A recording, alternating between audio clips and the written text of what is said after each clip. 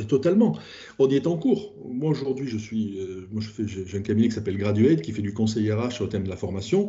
Et aujourd'hui, je conseille plusieurs grandes entreprises qui sont en train de créer leur université d'entreprise. Et on développe un CFA hors les murs et on développe des partenariats avec des grandes écoles. Parce que et des grandes écoles ou même des petits CFA. Quand je dis petits, c'est pas péjoratif, mais c'est des diplômés de proximité sur des métiers, soudage ou que sais-je, où il y a des besoins, quoi. Donc, ce qui veut dire que ce mouvement-là, ça y est, il a démarré. Il a démarré très concrètement et on voit de plus en plus aujourd'hui ces rapprochements qui s'opèrent.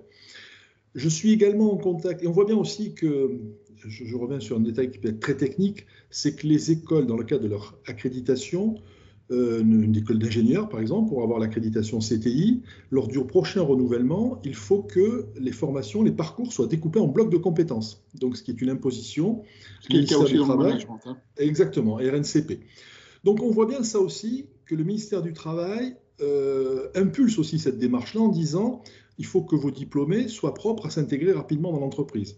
Donc, ce qui veut dire qu'on a un mouvement aujourd'hui où beaucoup d'écoles ont bien compris que pour se rapprocher de l'entreprise, il fallait se découper en blocs de compétences, qui est un vrai sujet, hein. Moi, je travaille avec plusieurs universités et écoles. Je vous assure que les gens qui gèrent les parcours, moi, j'arrive avec mes ingénieurs de certification issus de l'AFPA, vous voyez, donc ils sont vraiment dans la compétence, ministère du Travail, et de l'autre côté, vous avez des PhD, enseignants-chercheurs, pour dire qu'il y a quelques séances avant de briser la glace, vous voyez.